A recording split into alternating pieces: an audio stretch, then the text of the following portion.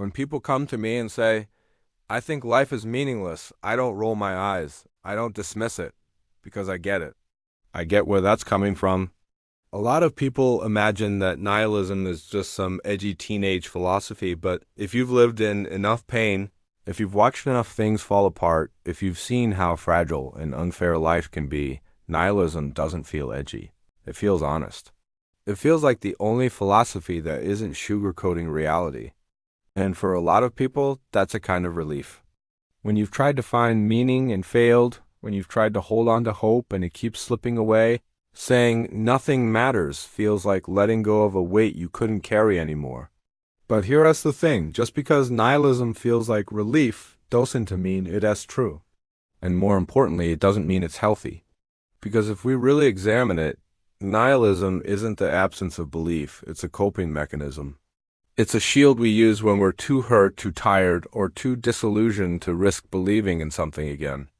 It's not a conclusion people come to through calm reflection. It's something they fall into because it protects them from disappointment. That's why I say nihilism is copium. It's a drug, a way to numb the pain of unmet expectations, broken trust, or existential fear. Now, let's unpack that. Because some of you might be thinking, no, I've thought this through rationally. I've studied philosophy. I've read Nietzsche, Camus, Sartre. I've concluded life has no inherent meaning. And yes, that's an intellectually respectable stance. But let us be honest. Most people who say life is meaningless aren't citing Nietzsche. They're just exhausted. They're heartbroken. They're overwhelmed by a world that doesn't seem to care about them. And instead of admitting, I'm in pain, they say, nothing matters. Why? Because if nothing matters, then at least their pain doesn't matter either. That's the copium. Think about it like this. Imagine you're deeply invested in a relationship. You give it your all, but then the person betrays you. The heartbreak is unbearable. Now you have two ways to cope. One is to feel the grief, to admit that love matters so much to you that losing it tears you apart. The other is to say, love is stupid. Relationships don't matter.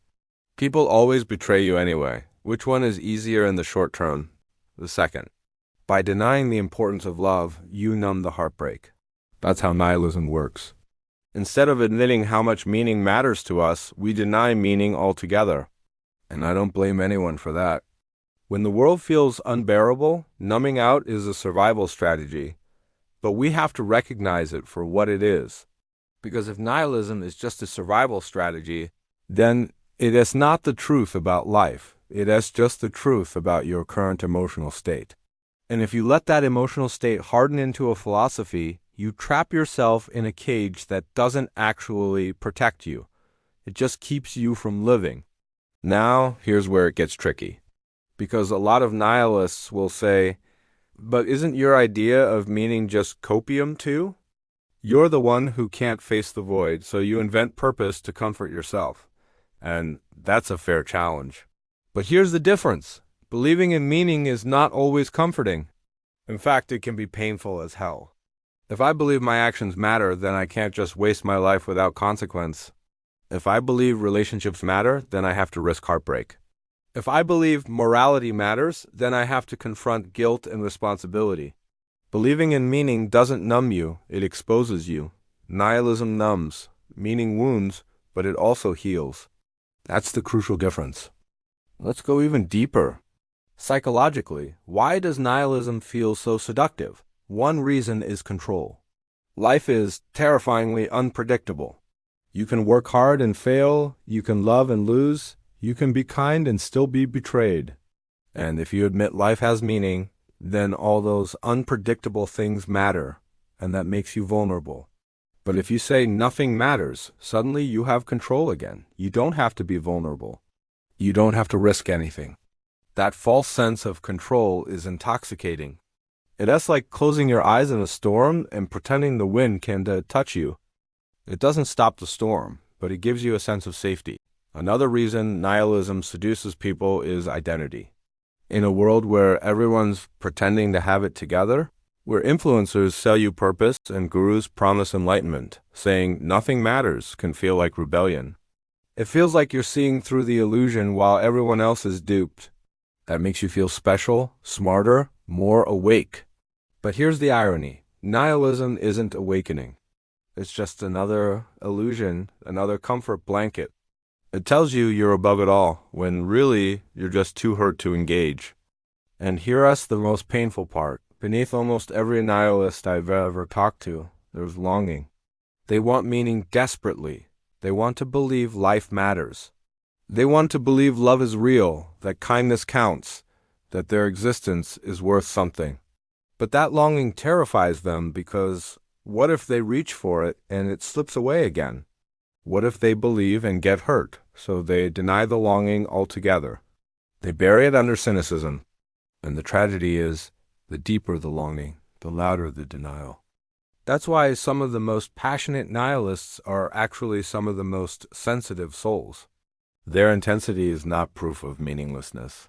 It's proof of how badly they wanted meaning and how deeply they were disappointed. This is why I don't argue against nihilism with logic alone, because it's not an intellectual position, it's an emotional defense. If I sit here and debate whether meaning is objectively real or socially constructed, I miss the point. The point is that nihilism is protecting you from pain. So the real question is, are you ready to feel again? Are you ready to risk being hurt in order to live more fully? That's the doorway out of nihilism. Not an airtight argument, but a willingness to open your heart. Now, some people will say, but Dr. K, what if meaning really is an illusion? And to that, I'd say, maybe it is. Maybe meaning isn't written into the fabric of the universe. Maybe it doesn't exist outside of us. But here's the thing. Even if that's true, we still experience life as if meaning is real. Love still feels profound. Injustice still stings. Beauty still moves us. You can argue philosophically that it's all chemicals in the brain, but that doesn't change the fact that those experiences are real to us. And if something feels real and shapes our lives, isn't that enough? Do we really need a cosmic guarantee before we allow ourselves to care? Think about music. Objectively, it's just sound waves hitting your eardrums. Nothing inherently meaningful about that. And yet, a song can bring you to tears, can remind you of someone you love, can give you courage when you're falling apart. Does it matter that, in some ultimate sense, it's just sound? Of course not.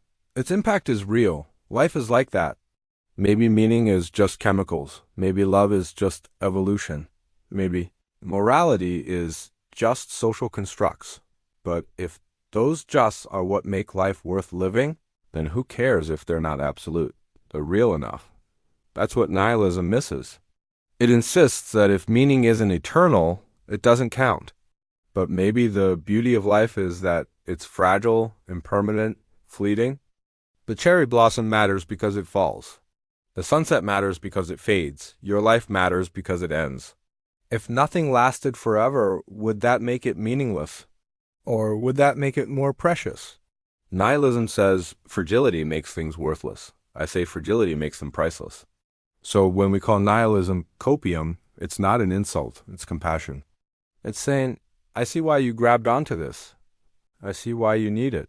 I see how it protects you. But I also see how it keeps you from the very life you long for. And the truth is, you're stronger than you think. You can handle the pain of caring. You can handle the risk of believing. You don't have to hide behind nothing matters forever. And here's what's beautiful. The moment you let go of nihilism, you don't need to have the full answer to life's meaning. You don't need to figure it all out. You just need to take the next step. Find one thing that feels meaningful and lean into it. It doesn't have to be perfect or permanent. It just has to be real to you. And if you follow those threads over time, you'll discover that life is richer than nihilism ever allowed you to believe. You know, I sometimes talk to people who come into my stream and my sessions and they'll tell me, Dr. K, I figured it out. Life has no meaning. That's why I'm depressed. That's why I don't care. That's why nothing excites me anymore. And the first thing I always notice is how much pain is hiding underneath those words. They'll say it like it's some kind of intellectual achievement, like they've outsmarted the rest of humanity by realizing it's all pointless. But then I'll ask them, okay, if life really has no meaning, why do you sound so sad? Because here's the truth. If you were genuinely free of all meaning, if you actually didn't care, you wouldn't feel pain. You'd feel nothing, sure, but not this kind of aching emptiness. That ache, that's the sign that you do care, that you want life to matter, that you're disappointed precisely because you expected something more. Nihilism isn't peace, it's disappointment frozen into philosophy. Let's take an analogy. Imagine you order food at a restaurant. You're hungry, you're excited, and then the waiter brings you an empty plate. You sit there staring at it, and instead of saying, I didn't get what I ordered, you say, maybe food itself doesn't exist. Maybe hunger is an illusion. Maybe nobody anywhere has ever eaten anything. Now you could convince yourself of that. But deep down, you know your stomach is still growling, that hunger is real. And the pain you feel, I send proof that food is fake. It is proof that food matters. Nihilism is like telling yourself, food isn't real because you didn't get served. And that's why I call it copium. Because just like a drug numbs pain without solving the cause, nihilism numbs meaning hunger without feeding it. It tells you, you're not missing anything because there was never anything to miss. That feels safer. That feels like relief. But it's not nourishment. Now, I want to be really careful here. Because sometimes when people hear me say nihilism is a coping mechanism, they get defensive. They'll say, no, I'm not coping. I'm being rational. And I'm not saying you're irrational. I'm saying you're human. Coping is not weakness. It is what we do to survive when we're in pain. Everyone copes somehow. Some people cope with alcohol, some with distraction, some with workaholism, and some cope with philosophy. But here's the thing. Survival strategies are great for survival. They're not great for thriving. Think about soldiers in war. They'll sleep with their boots on, their rifle across their chest, ready for attack. That's what keeps them alive.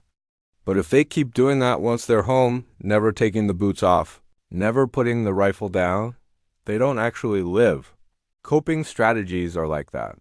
They protect you in the moment, but eventually you have to outgrow them. Nihilism might have protected you from crushing disappointment, but if you keep clinging to it, it prevents you from ever tasting joy. And I think part of why nihilism is so sticky is because it masquerades as wisdom. People think they've seen through the illusion. But here's something to consider. Most of the time, wisdom doesn't make you feel bitter. It makes you feel humble or compassionate or at peace.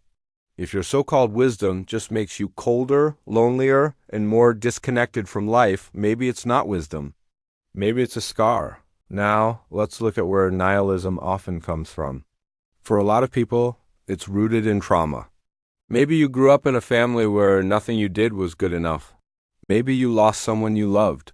Maybe you believed in God and then watched the world betray your faith. Those experiences teach the brain a brutal lesson. Caring hurts.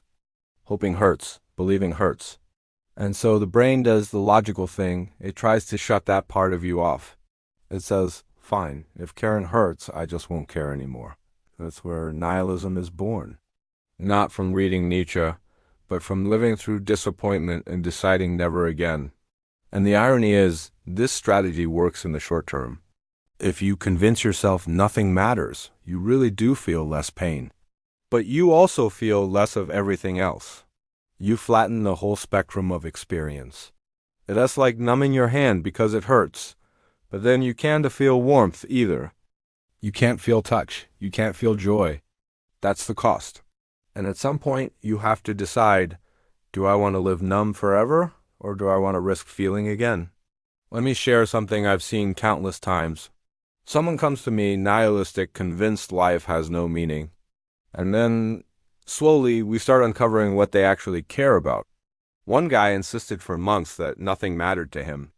Then one day, he broke down crying because his dog died. And I asked him, if nothing matters, why are you grieving? And he realized in that moment that he'd been lying to himself. The truth was, he cared deeply. He cared about companionship, loyalty, love. His nihilism wasn't reality, it was armor. That's the breakthrough. Realizing that nihilism isn't a final answer, it's a defense against heartbreak. Once you see that, you can start asking, okay, if I'm using nihilism to avoid pain, what pain am I running from? And that's where the real healing begins. But I get it. Turning away from nihilism isn't easy. It feels like walking into a storm unarmed. You've been safe in the bunker of nothing matters, and now I'm asking you to step out into the chaos of caring again. That's terrifying. But here's what I promise. You are stronger than you think. Humans are built for meaning. We're wired to find it, even in the darkest places.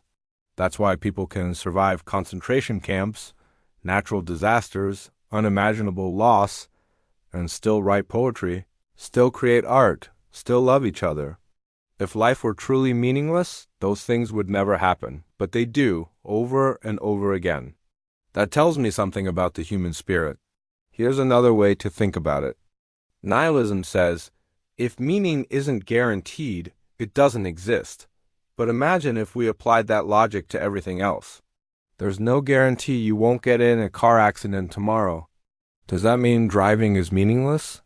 There's no guarantee your loved ones won't die unexpectedly. Does that mean love is meaningless? We live with uncertainty in every other domain, but we don't say uncertainty cancels reality. Only with meaning do we make that mistake. Why? Because meaning makes us vulnerable, and nihilism gives us a way out. I also think a lot of people confuse meaning with happiness. They think if life has meaning, it should feel good. But that's not true. Meaning and happiness are different. Happiness is a feeling. Meaning is a direction. You can be miserable and still be living meaningfully. A parent caring for a sick child isn't happy, but they are deeply connected to meaning.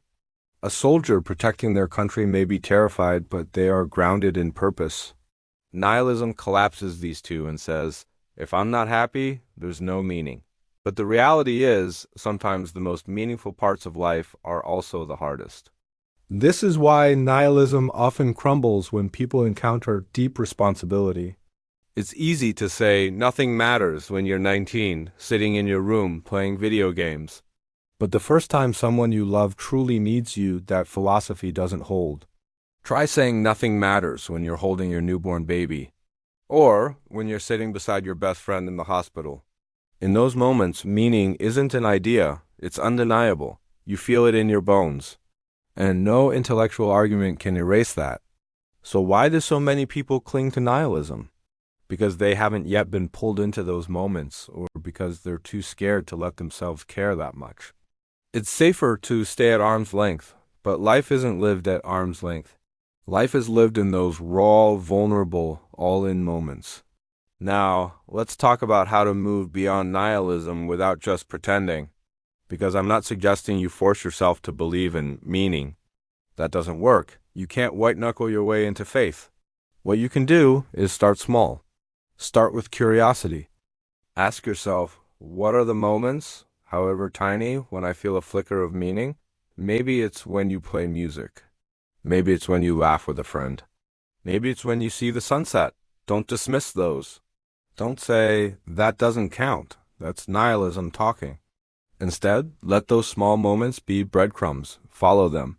Let them lead you towards something bigger,